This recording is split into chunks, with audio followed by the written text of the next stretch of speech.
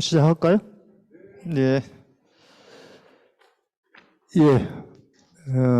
이튿날 So, I think that it's our last session in day 2.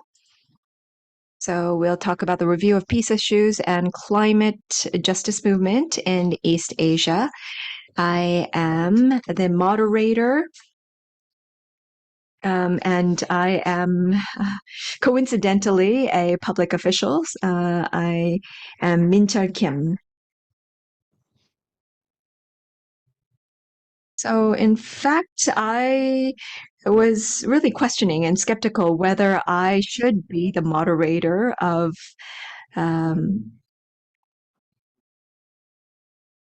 this session, but I was kind of pressured to be the moderator.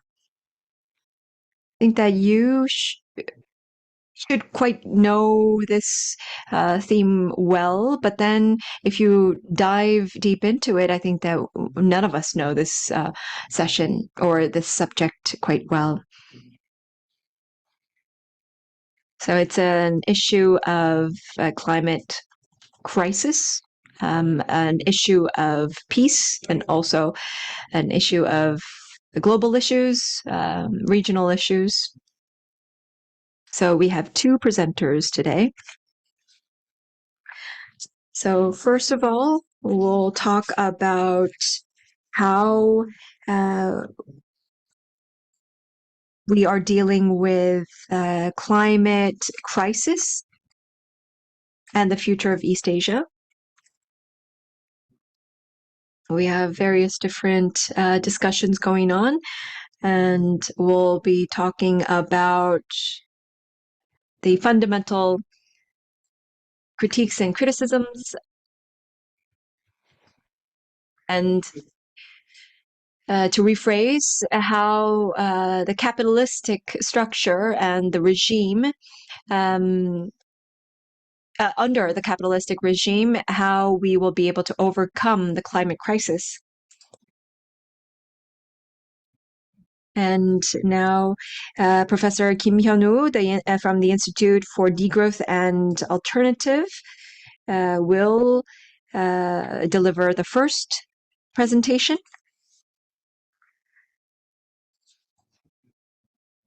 And next, I think that we are facing wars on the opposite sides of the earth right now, in 2 wars, in fact. So as a knock-on effect, I guess, in Ukraine as well as in Israel. So I think that war has also a risk of a knock-on effect as well as an effect of spreading to other areas. So under that aspect, we also have Ms. Park Jung-eun from the People's Solidarity for Participatory Democracy deliver the second presentation. So it's a habit of lingering on with a microphone, so I will try to keep it short. So first of all, I would like to hand the microphone over to Professor Kim. I'll give you 15 minutes each. Hello, everyone. So at the beginning of the session, the moderator said this topic is something that is very familiar to us, but that is something also novel as well. So I do agree with him. So this is a serious topic and a difficult topic, but I will deliver my message on the core idea. So my name is Hyun-woo Kim, and I'm the director of a small civil society research firm called the Institute for Degrowth and Alternatives. So I'd like to briefly deliver my thoughts on the climate crisis. So we have 2 diagrams here. So the climate crisis is not just a matter of the concentration of carbon in the atmosphere, but it is also one of the situations that demonstrate the total collapse of the systems that make up the planet. So this is not a recent phenomenon. The carbon dioxide itself is not a problem. It's all about the system, the systematic collapse. If you take a look at the image on the right-hand side, so this was created by the Stockholm Center for Resilience. So it analyzed the situation in terms of planetary boundaries, and the climate crisis is one of these 9 boundaries. We have red portions. So they are all about genetic diversity and also nitrogen and urbanization. And so we have red lights and also some yellow lights. So we have a yellow light for climate crisis. So these 9 boundaries are connected, interconnected. So climate change is one of these 9 phenomenon, but also it has overall impact, overarching impact on these 8 boundaries. So this warning is not new. So there was a report released by Rome Club. The acknowledgement of us exceeding these thresholds was already made in the 1972 in the report on the limits of growth of the Club of Rome. So based upon the analysis, we found out that there were indeed a threshold for growth in terms of population and economic growth as well. So many people in the media and the political circle, they did not accept and acknowledge these outcomes. They thought, based upon our human ingenuity and creativity, we will be able to overcome all these challenges and limitations. But after a few years after the release of this report, they had issues involving nuclear plant clashes and leakage. So it turns out today we have found out that this computer simulation, the results based upon this their computer simulation are still relevant. So if you take a look at the indicators like population, GDP, and the usage of energy and water and global warming and the ocean water becoming more acidic, the situations have gotten worse. So the great acceleration has taken place. So this trends of great acceleration of globalized capitalism has taken place.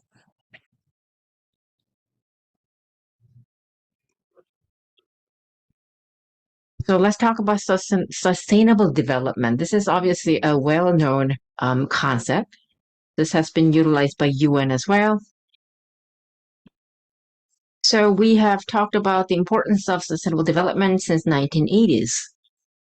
But the terms are quite vague, isn't it?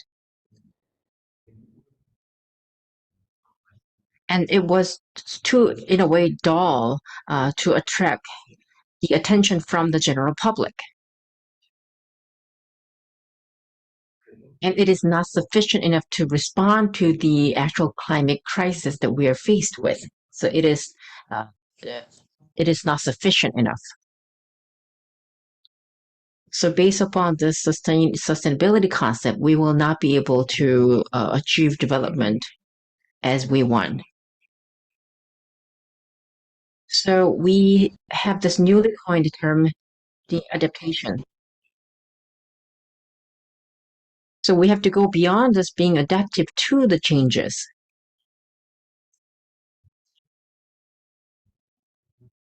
So there's a growing perception that keeping temperatures within 1.5 degrees Celsius is not enough.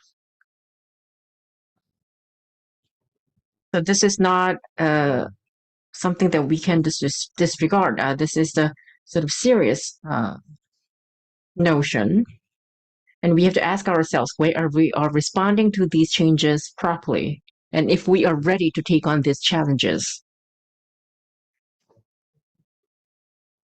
So this type of collapse involves the collapse of society, collapse of politics, collapse of the environment. So in France, they have a new discipline in circling around sociopolitics of deep adaptation and collapse. So we have the economy that we know of, the democracy that we know of, the normalness will not stand. And we will lose our resilience.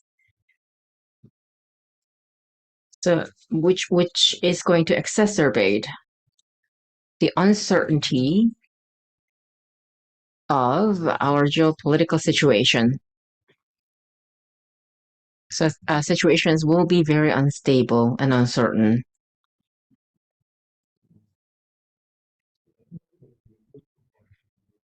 So I do not want to spend too much time to criticize the incumbent government, but I would like to share a few words.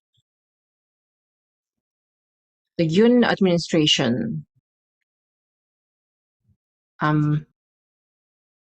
they have not done their job properly in terms of climate policy.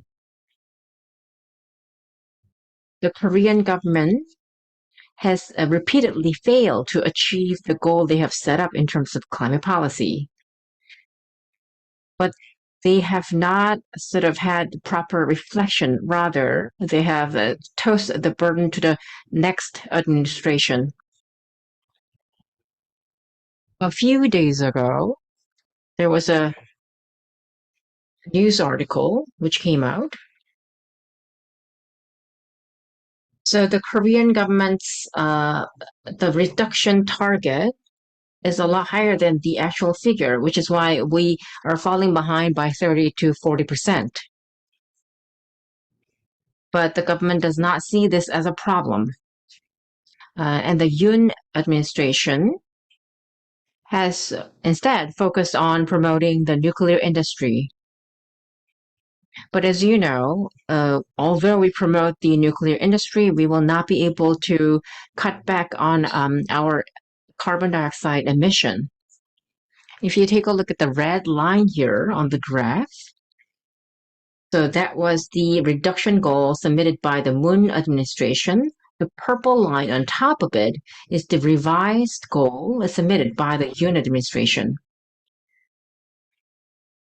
So it says, I mean, as this graph suggests, the reduction burden falls after his administration, after the end of his term. Let's move on to the next slide. This is going to be a difficult content to cover. So I would like to talk about Joffman and Joel Wainwright. So they are American geographers. So when we respond to the climate change, so the global effort is called for. But today, the climate politics, we are obviously not ready to have this type of concerted effort at the global level. So they are asking for climate Leviathan. So because I'm running out of time, I will not be able to deep dive into the pillars of the climate Leviathan. But so aside from the capitalism, so we have this concept called climate Mao. So China carries the banner of climate Mao and moved towards a non-capitalist world system. So based upon sort of the leadership of the Communist Party, leadership of Mao, they tap into the massive human and material resources they have. But if you take a look at the situation in Korea, it's quite different, isn't it? The incumbent government is likely to become a small climate behemoth. So if you take a look at the situation in Russia, the United States, China, South Korea, So as the conflicts and cooperation between all of us unfold in complex ways, the climate crisis has become a key variable in East Asian politics. So this is going to be a long and difficult fight. So I suppose the actual geography of the climate movement is more complex. And it is going to be a long journey to the ninth inning.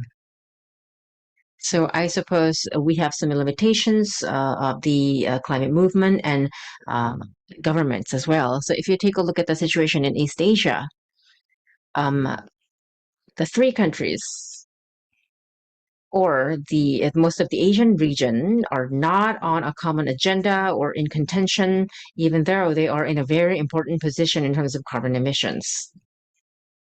So if you take a look at the situation in Korea, it is tragic that they all focus on development and growth.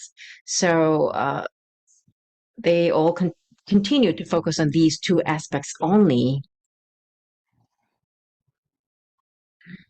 So I suppose the situation in East Asia is very difficult, to say the least. So I think there's a small amount of human capacity and the strength of social movements. That said, I mean, if we tap into our human resources, we will be able to overcome these challenges. So we should learn from each other's social movements and grow together. The three countries, or rather the East Asian nations, should come together to achieve the goals that are not abstract, but rather the goals that require us to work together. So I suppose the best starting point would be to acknowledge that we are falling short. So we had a term called Asian tigers, so, which refer to those emerging nations in Asia. I suppose we can use the same term in the fight against the climate change. So these Asian tigers will have a lot of responsibilities going forward. Thank you so much.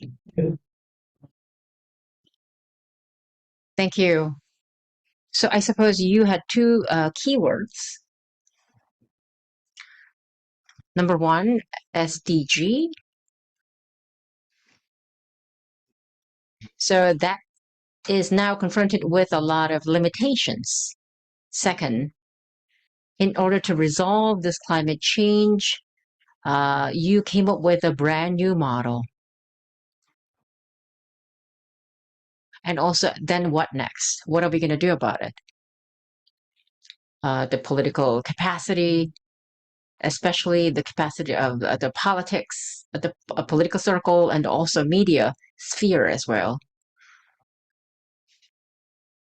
If possible, let's talk about this in detail during the discussion time. Coming up next. So I'd like to hand over to Ms. Park Jung-eun from the People's Solidarity for Participatory Democracy, talking about peace, militarism, and climate justice. Yes, thank you. So Mr. Kim talked about two wars going on and the other opposite side of the world. And of course, how we are resisting to it. Well, in fact, it's very concerning that we cannot do much about it. And Mr. Kim also talked about our difficulties in dealing with a climate crisis. Even in the activism for peace, there's no peace without climate justice, and without peace there is no climate justice either. So I guess that I think that we do need to emphasize the part. So the key words here in my presentation are peace, militarism, and climate justice.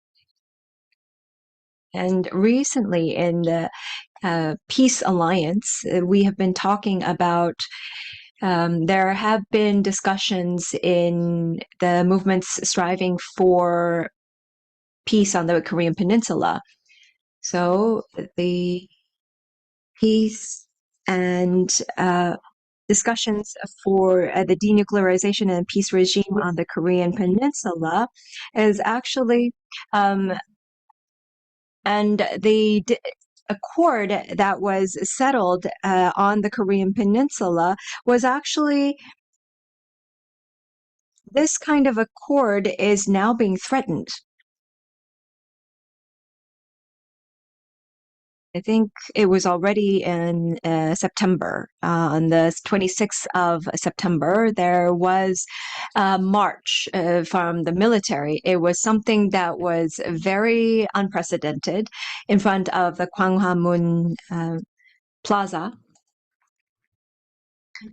And in front of the Yongsan presidential quarters, there was also a placard that talked about peace as well as the fiction of peace by power. And I think that it was something that was the slogan of the president at the moment. And there's also something that talked about peace that depends on the good intentions of the other party is not true peace.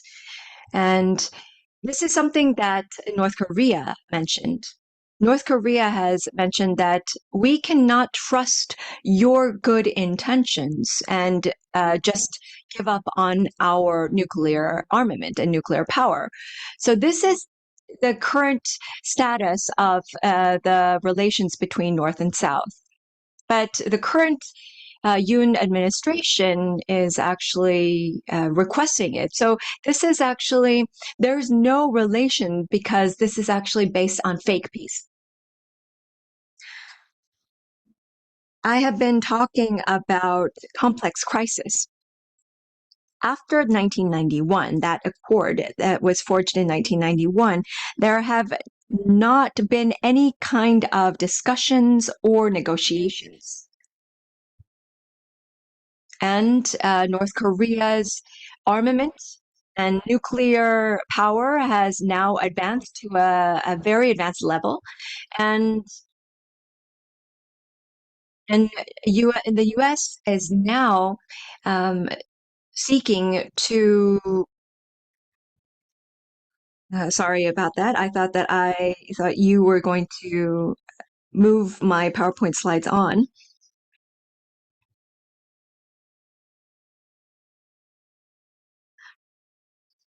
So it's an official declaration that it's an arms race and that and its expansion of the weapon system. So the arms of North Korea is actually very real. And the nuclear disarmament discussions or denuclearization discussions that we are talking about right now is very far from bearing fruit. And the current incumbent government is now taking force in terms of military action. And they are taking force by peace, by power. A lot of people question what is the relation between peace and militarism.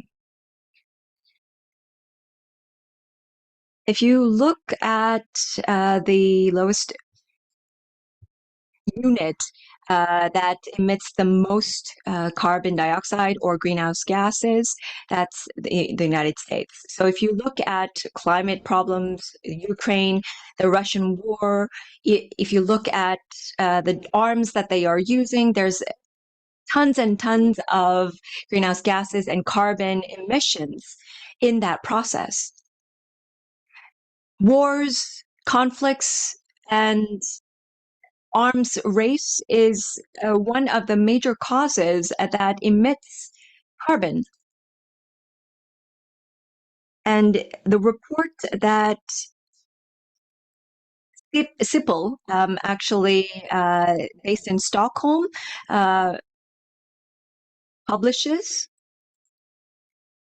mentions after the Cold War, even in the last couple of years, Asia is one of the highest growing regions that emits the largest amount of carbon.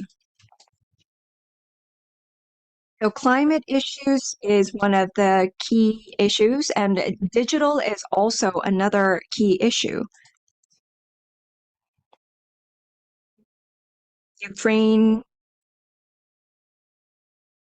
war, as well as the Israel and Palestine war. Drones are being used. Small robots are being used. And there is a large expansion of the weapons system.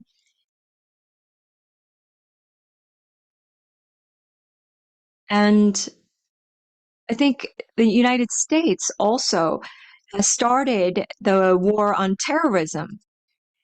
And we've been talking about wars which have completely immobilized humanity. And we also talk about being guilty of these aspects. And coming back to Korea, peace and peace politics that is pursued by the Yoon administration is actually peace by power. I don't think that that will really create and really bring about peace on the Korean Peninsula. Then, if you think about the former Moon Jae-in government, what is the kind of peace?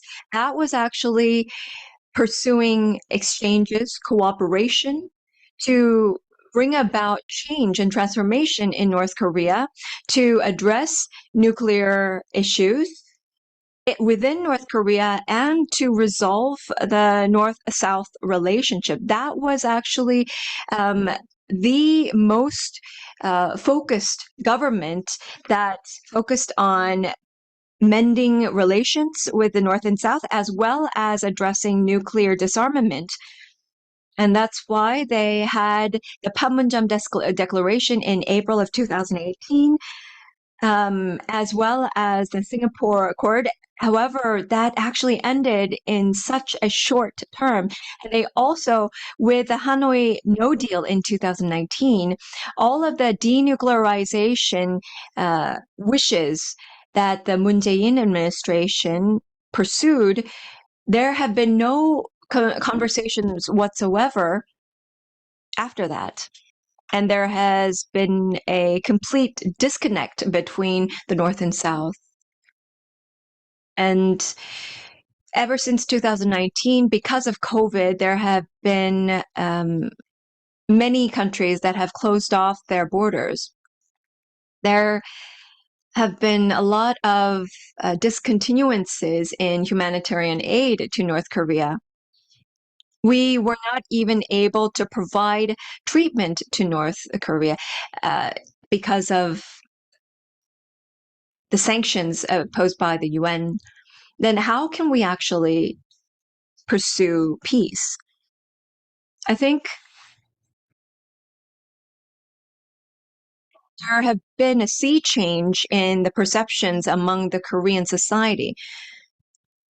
There have been first phase of changes since the democratic movement, and also there have been questions related to the core-US alliance, and also there's a lot of changes between intergenerations. The senior generation as well as the middle-aged generation are more friendlier to the United States. They believe that we need the support and the alliance with the United States, but also we need the support of China and Russia. However, I think that the 20s and 30s are more radical. For example, recently, there was a survey that looked at countries asking which countries are much beneficial to supporting the Korean Peninsula. 50s to 60s or 40s, 50s, and 60s, you have half of them responding that it's United States. And then for China, it's almost maybe 40%. But the 20s are asking that it's almost 90% with United States. For China, it's less. It's almost only 3%. 3%. So you have to really think about what inflections that has on the future of Korea. So creating peace on the Korean Peninsula, the methodology might differ in the future. This picture is actually is 70 years. So I think that it means that it's 70 years of armistice. I've been doing this campaign for the past 3 years. After the Korean War in the 50s, I've been talking about this, and even in the international society, we've been talking about the problems on the Korean Peninsula. Even in Ukraine, Russia, Palestine, relatively speaking, compared to the people who are dying from war, of course, the perceptions on the Korean Peninsula is quite naive. So this picture is a current campaign that we are doing. This is an annual campaign that we are pursuing. So there's militaries all around the world, and this is talking about how greenhouse gas emissions are emitted, and it's estimated to compose 5% of entire emissions all over the world. And there's huge budgets put into the military. And by 2050, we do have certain targets to comply by the Paris Accord. However, we're actually spending that annually for military support. And so this is a poster that depicts how war costs us the earth.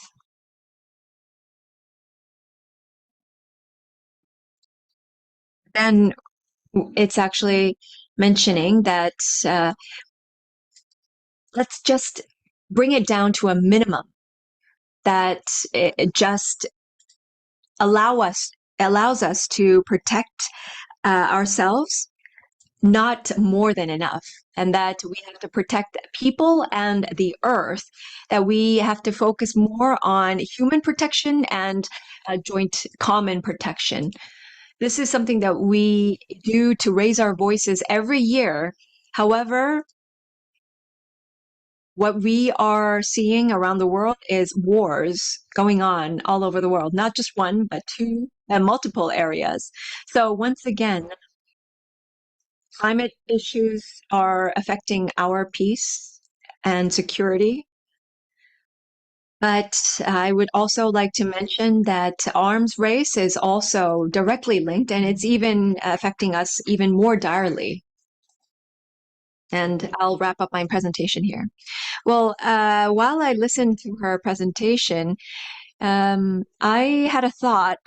When did the military spend increase at a rapid pace? I think that it was during the progressive parties, the Minju Party. I think that recently we talk about the arms race, and these times we have an advanced arms systems, and we have a lot of weaponry. And we talk about this very proudly in the media. This is very ironic as well. So she talked about the current status, the recent 4 or 5 years of relations between the North and South, the international changes. So we will discuss a little bit more during our discussions on how the Yoon Suk-yeol administration's policies towards the North, as well as the Southeast Asian policies and climate policies, To some extent, I think that it's very radical and extreme. And I think that it's because of the Conservative Party, some of the political regimes and their directions. And I'd like to dive deeper into the discussions. And with that, I would like to hand over to our discussant, Mr. Lee Myung-won. Yes, so I would like to thank the presenters for sharing their thoughts, and they were all sort of macro topics, weren't they? So it wasn't easy for me to come up with the feedback, but based upon the content of the presentations. So their sort of conclusion was rather pessimistic. But it doesn't have to be that way. It is because if you think about the political and economic system, at the global level, so if you think about the power of democracy in the era of great transition, I suppose it helps us to become more active. The active sort of intervention is possible. So I would like to sort of make comments on Director Kim's presentation. So he talked about primarily the climate change, and he also talked about the report published by the Rome Club, the Club of Rome, and they predicted that there was going to be a time where no more growth is feasible. So UN came up with the SDGs. So indeed, we do have 17 SDGs.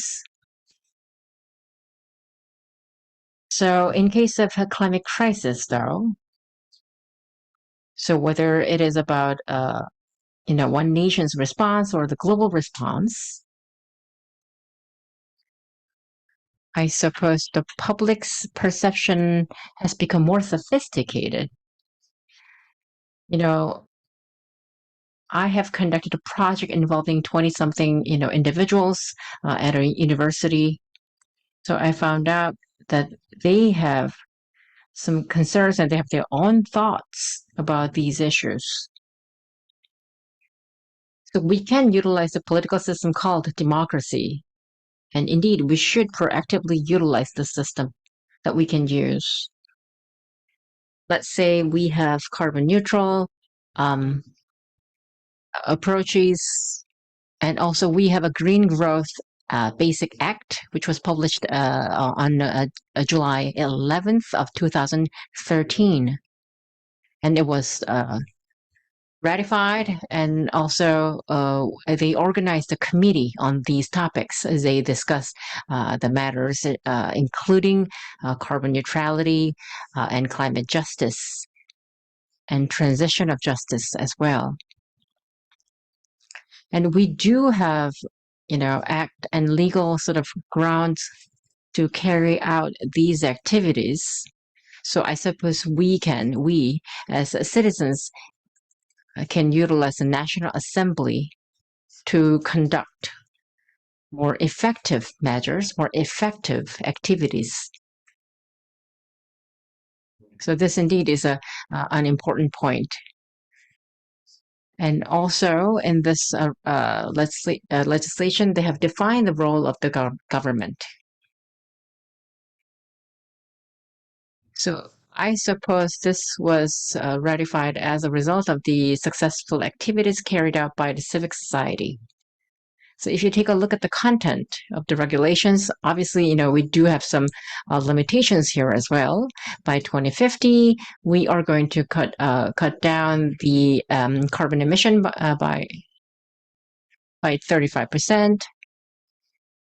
And the commission was established, but because we have about 100 commissioners involved, so I'm not quite sure how practical this is and what type of role this commission can actually play. So I would like to get your input on this. And you also talked about the security in East Asia. So this is indeed a macro issue. So in case of Japan, though, so there is a book called The Structure of the Global History. So this is quite similar to what was mentioned by Negri and Hart. So imperialism is quite similar to how we deal with the climate crisis, he said.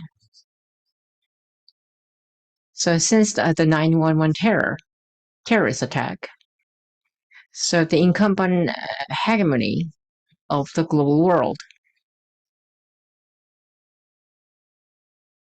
So this is about the competition amongst the nations, the governments, in an urgent situation. So against this backdrop, we have wars and conflicts, and they happen in wars like Ukrainian war, and also the potential conflict involving Taiwan. And because we have heightened crisis, so we could potentially go into arms race and military conflict as well. But on the other side, citizens, I'm not quite sure what type of perception our citizens have towards these conflicts and potential clashes. So for example, you talked about the difference between the youngsters and the older generations. They have a different perception towards the United States and China. So they are completely different perceptions in fact. So that is one side, but on the other side, so for example, those who are in conservatives, whether they are conservatives or progressives, so those in their 40s, they wanted to achieve unification. So they thought ultimately the unification is our goal within our constitution as well. So if you think about the constitution states that one of the responsibilities of our president is to achieve unification. But recently, though, if you take a look at, the survey results or the census data released by the media, the younger generations have different perception. So we are a divided nation. But they want to avoid risks such as the military clashes. So perhaps these people want to maintain the status quo. They want to embrace peace and prosperity. So they are more practical, I suppose. So in case of Taiwan as well, the structure is quite similar. So Taiwan has a liberal government. So that there is a possibility of Taiwan and mainland China. And there are a lot of people, the vast majority of people want to maintain the status quo. Of course, there are some people who want to pursue unification. But if you take a look at the vast majority, mainstream respondents, mainstream opinion is that they would like to maintain the status quo. I think this is an important strategy, whether it be the relationship between South Korea and North Korea, Israelis and Palestinians, the mainland Chinese and Taiwanese, how we can avoid the military conflict.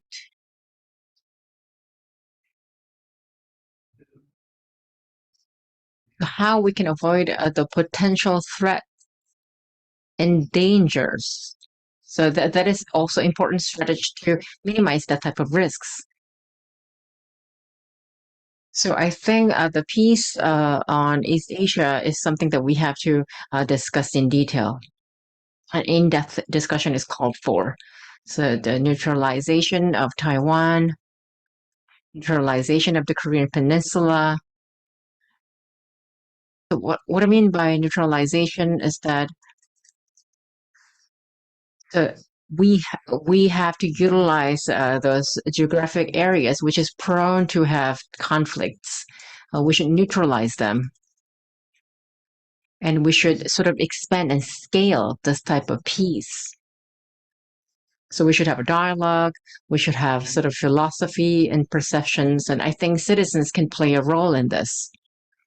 Not only the security situation in East Asia, but also the climate change. I think we can apply the interstate approaches and interstate solutions. Thank you so much.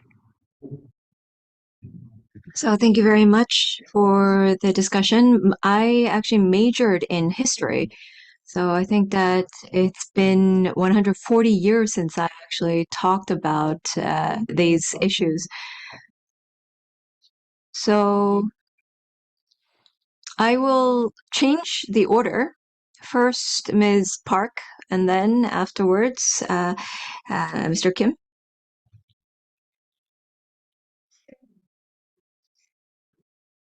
So I think that because of due to time constraints, I wasn't able to truly talk about everything.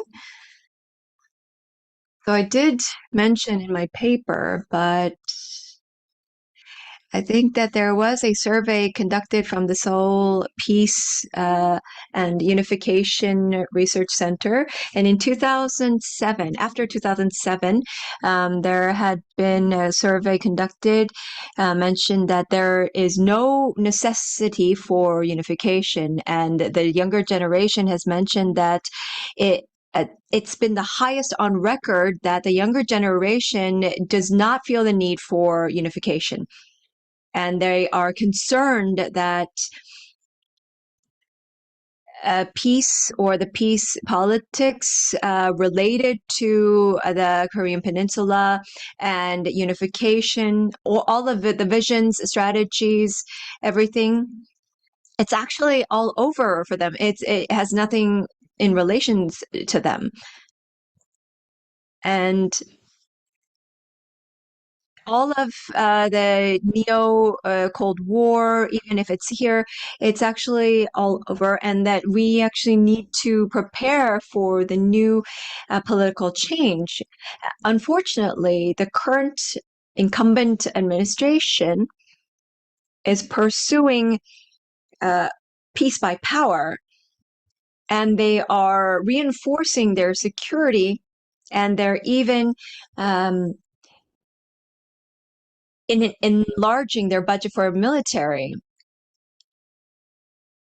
So on one hand, we need to contemplate on why we failed, regardless of all of our efforts to make things better for peace, not just about climate change, of course, climate crisis, low growth, ultra senior society, not as little as 20 years ago, in 2006, after the June 15th declaration, we always had a cooperation with the North, and we always talked about double-digit growth for the economy. I think that we have the potential to change within ourselves. We always have to discuss with each other. And if you think about it, in Okinawa, in Jeju, and Taiwan, we have to create this peace belt. The discussion within the Korean Peninsula, denuclearize the Korean Peninsula. We shouldn't just stop there. We have to create a denuclearized Southeast Asia. Representatively, North and South, in Japan and Southeast Asia as a wide region. We have to really create a denuclearized zone. There had been a history of a nuclear crisis, but there had been talks, but now it's not advancing. Regardless, I think we are doing more checks and balances, and we're losing our persuasiveness. I think that when we're at a crisis, it's the time for more discussions amongst each other. So I think that it wasn't that Mr. Lee Myung-won asked a question to me, but I think that it was a very important point that he made. It's talking about the status quo without a distinct status quo or the future. Even if we're not conservatists, in order to maintain the status quo of the climate, we have to actually transform the energy, transform politics, and transform economy. We have to talk about most of the countries, most of the economies are talking about it in the business sense. We're not even doing the status quo at the moment. We're actually, that's the problem with our politics and our institutions. So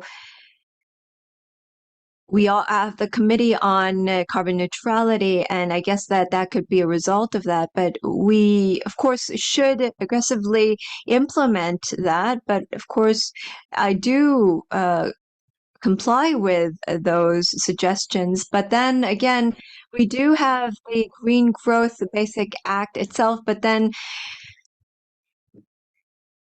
that act was not able to really truly take off. And then the Carbon Neutrality Committee itself, I think if you go back to the basics and ask a question, the National Assembly, are they truly discussing climate crises? Are they really making into law, both parties, are they really discussing concrete ideas on achieving carbon neutrality? Are they really making use of the carbon neutrality committee? They're completely just fighting amongst each other. They're closing off the National Assembly.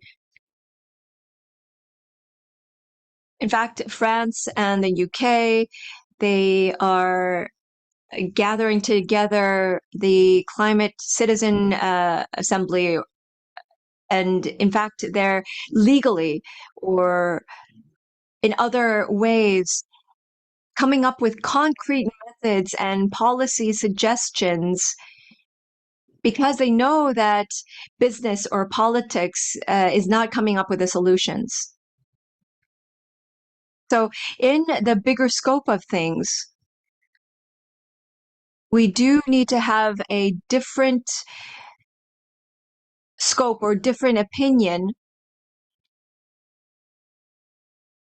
So I think that we have to bring other opinions and other discourses to the table. So I think that the last answer could be quite controversial and bring other questions and skepticisms to the table. Of course, making legislations and creating bills, of course, could bring about further discussions and further questions. And it's a fundamental question, of course. Capitalism and the crisis of capitalism is something that cannot coexist together. So I think that we really do need a fundamental change. So I think that ultimately we need to think realistic terms. A lot of the politicians in Korea have been talking about low growth, or we have to overcome the low growth, and they have been making declarations. to gain more votes. But in fact, do you think that they can actually address some of these critical problems by doing so? Well, it's actually a very big problem and a larger problem in hand. Do you think that maybe from the floor we have some comments or answers or wise questions? I think that some people actually want me to stop discussing. We still have 2 minutes on the clock.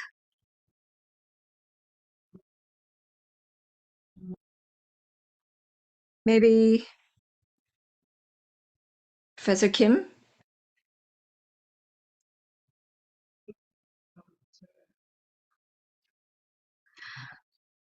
I think that we are missing an answer to my question. If you look at some of the diplomacy policies and some of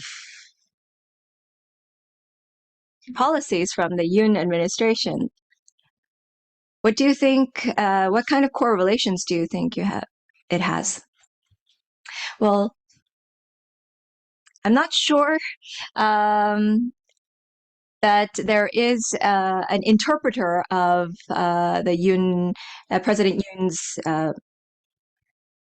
actions or mentions. I think it was last August that he proposed a policy towards the North. I think that it was a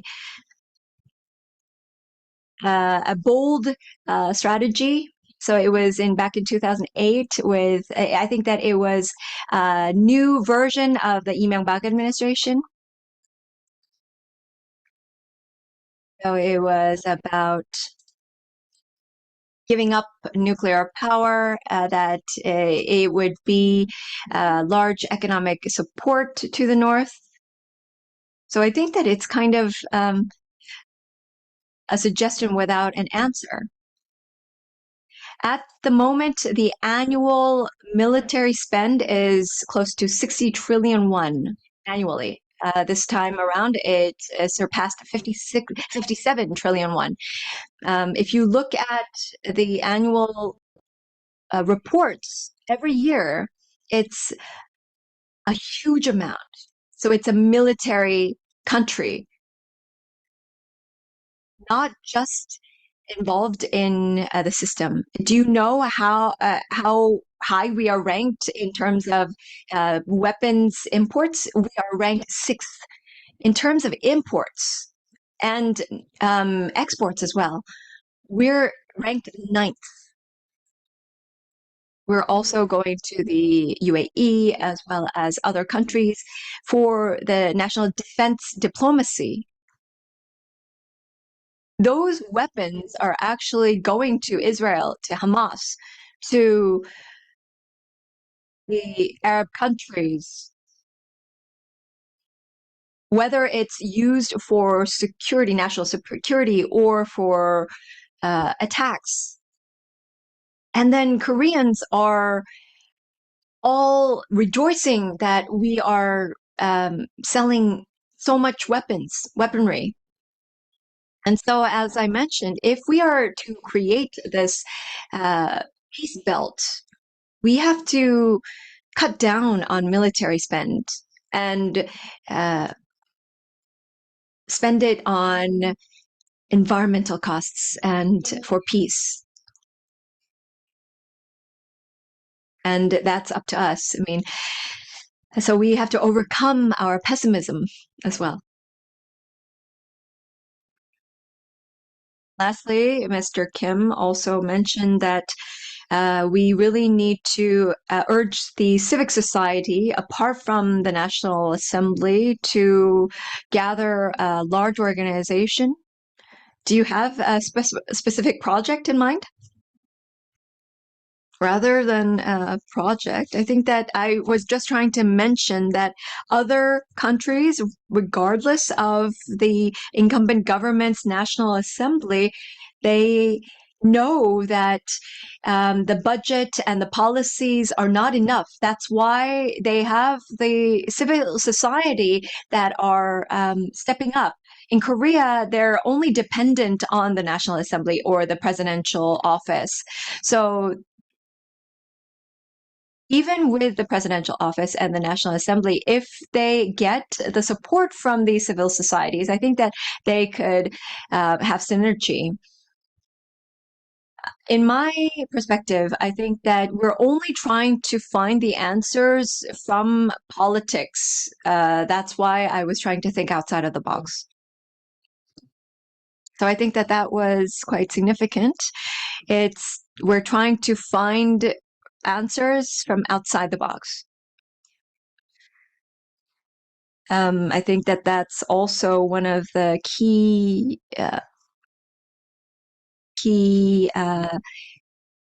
objectives of our symposium as well. So with this, I'd like to conclude our third session of KHU. Thank you very much for staying with us until the very end.